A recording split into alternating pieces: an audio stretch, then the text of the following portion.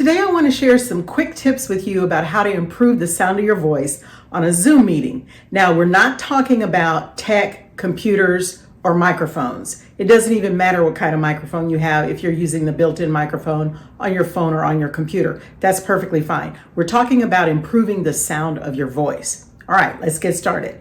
So there are four main things that help your voice work, systems.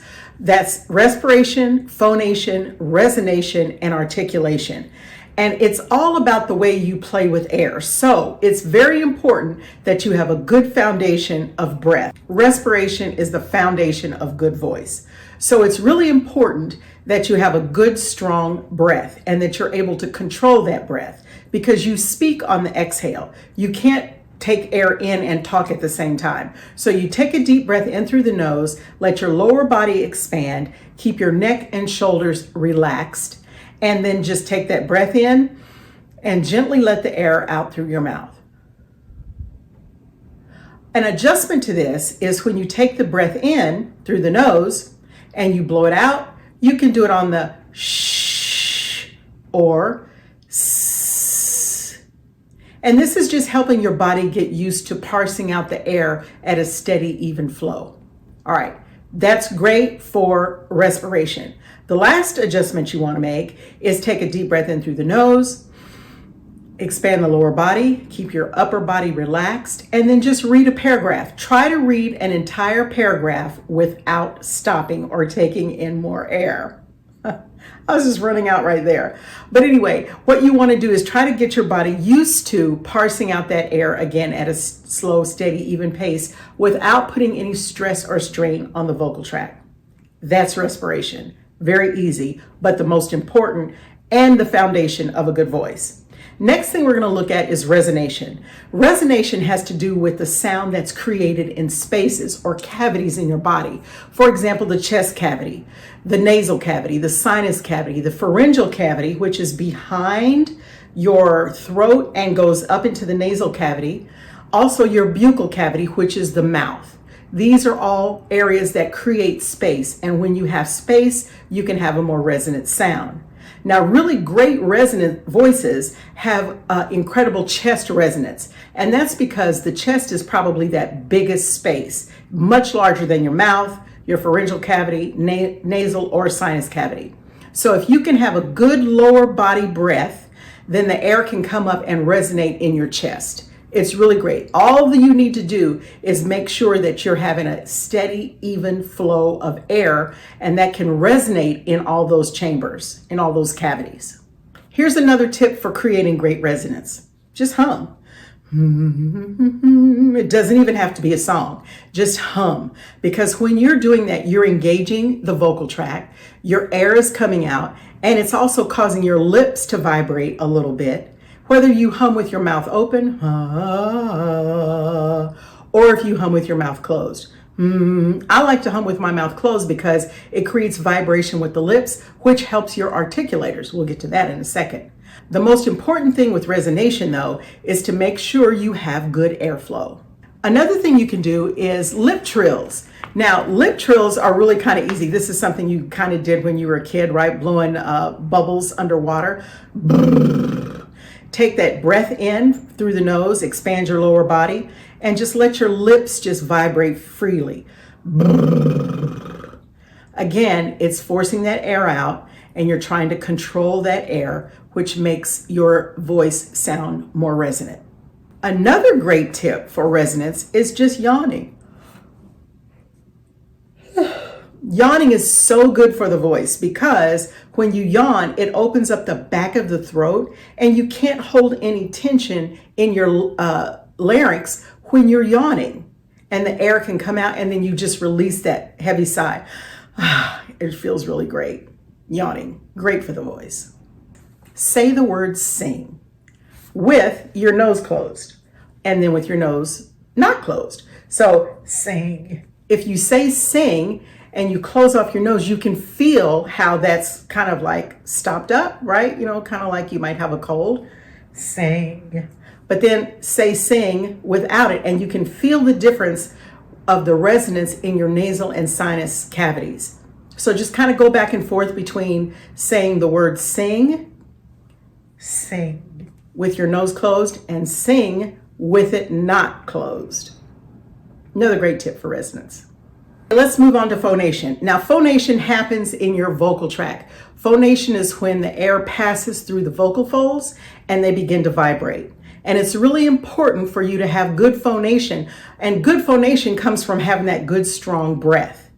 Your vocal folds need hydration in order to vibrate freely and without restriction or strain. You don't want them to get fatigued and tire out either. And the best thing you can do is drink water. The thing about drinking water and hydrating is most of us don't really know what it's like to be fully hydrated. And you probably heard drink 8-ounce glasses of water a day. Well, that's true for someone who weighs maybe 132 pounds. What you should do is take your body weight, divide it by 2, and that's the minimum number of ounces you need per day. So if you weigh 100 pounds, then you're going to take that in half and a minimum number of 50 ounces per day, right? The key is to drink enough to help your body. If you're taking medication, if you're an athlete and you play sports, or if you're pregnant, you may need to adjust that, right? So check with your doctor and make sure you're going to get enough hydration. Also, some medications just completely dehydrate you. And so that's not a good thing. You may have to add more. If you drink alcohol or caffeine, that also is dehydrating. So for every 8 ounces of a cup of coffee or a cup of black tea or green tea even, you want to add 3 additional 8-ounce glasses of water. And then you'll begin to start seeing and feeling the effects of hydration. But it's really important for you to hydrate your body as you hydrate your voice. It just makes a world of difference. I know it's not as exciting as other beverages, but it's really most important. The more water you drink, the more you're going to want. The best voice you can produce comes from a relaxed body. Now, most of us hold tension in the throat, neck, upper body, and your shoulders, and that's just really not good for your voice. One of the easiest things you can do this throughout the day at any time, it's so easy, is you just gently push your lower jaw forward, and when you do, it automatically relaxes your neck and shoulder muscles.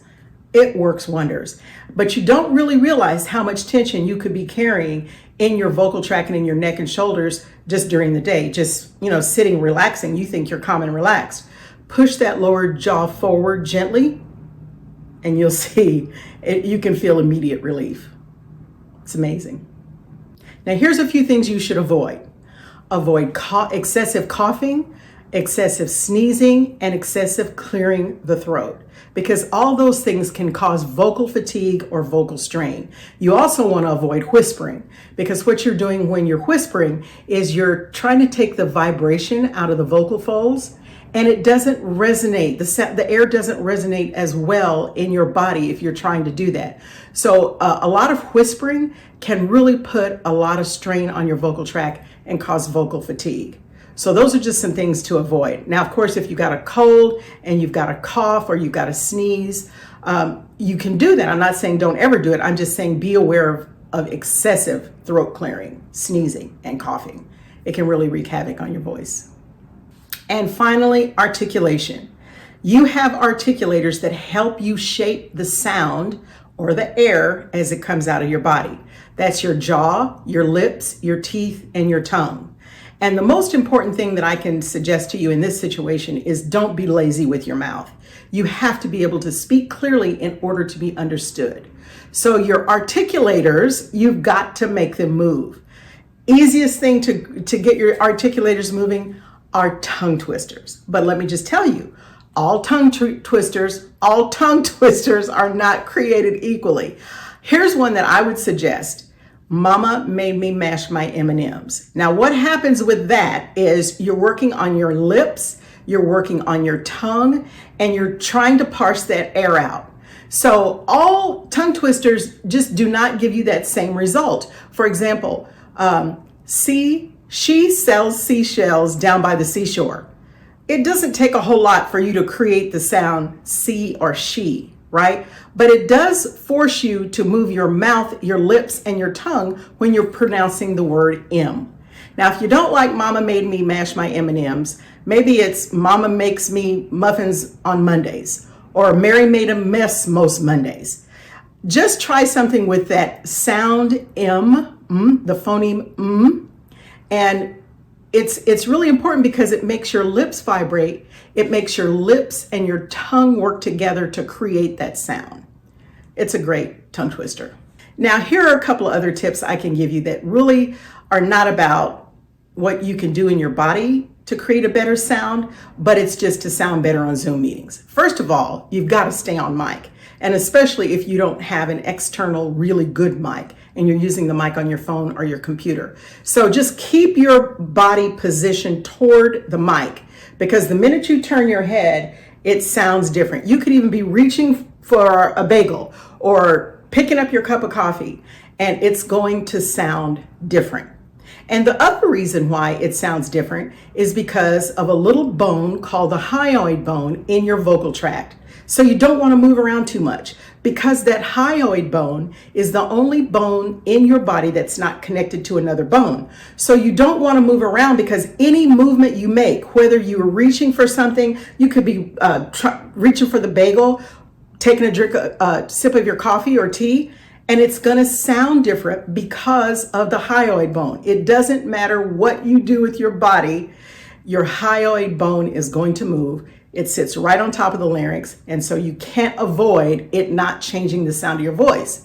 The key here is a lot of people think because they turn off their video and they're just heard, sometimes their mics are on mute too. But if you move, people can hear that.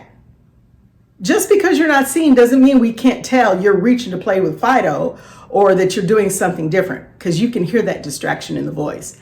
And sometimes if you go a little too far, you might not be heard at all. People will just tune you out. So those are the best tips I can give you for improving the sound of your voice on Zoom. If you have any questions about your voice, put a note in the comments. I'll be happy to respond to that. And hit the like button, subscribe, so you get some notifications when I update and add more content. And I'll see you in the next video.